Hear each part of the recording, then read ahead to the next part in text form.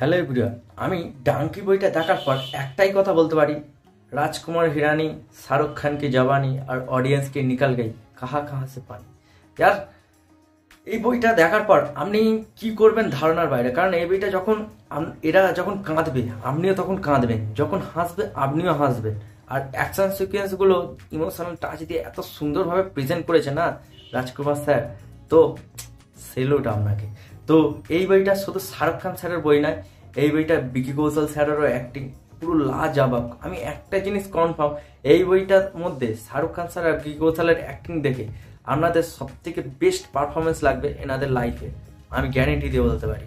আর এই বইটা যেহেতু ফ্যামিলি এন্টারটেনিং বই, তো সবাইরই গিয়ে দেখা দরকার। একবার অন্তত গিয়ে দেখুন এই বইটা, আমি রেফার করবো। কারণ শাহরুখ খানের আগে যে ধরনের মাস মাসলা মুভি আসছিল, আগের দুটো বই দেখুন, পাঠান আর জওয়ান, তো তার থেকেও এই বইটা আমার সব থেকে স্পেশালি ভালো লেগেছে। কারণ আমরা মাস মাসালা মুভি তো আসতেই থাকছে, সালার আসছে, তারপরে পরে পুষ্পা পুষ্পা আরও অনেক বই আসবে, কিন্তু এই ধরনের মুভি খুবই কমই আসবে। আর রাজকুমার হিরানি স্যারের যে ডাইরেকশন, সেই ডাইরেকশন লেভেল আপনারা কখনো বুঝতেই পারবেন। 3 ইডিয়টস, পিকে, সঞ্জু, তো এই ধরনের এমন এমন বই বের করেন না উনি, অডিয়েন্স যতবারই দেখুক না কেন বোর হবে না। এই বইটা আমি একবার কেন 10 বার দেখলো আমি বোর হবে না, এইটুখানি কনফার্ম বলতে পারি।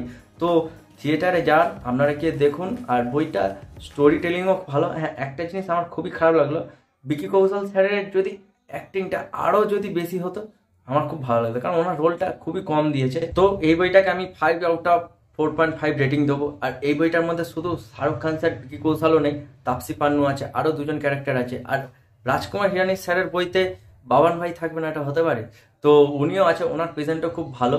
তো এই বইটা ওভারঅল ফ্যামিলি এন্টারটেইনিং বই, তো ফ্যামিলি অডিয়েন্সরা যান, সবাই দেখতে পারেন এই বইটা।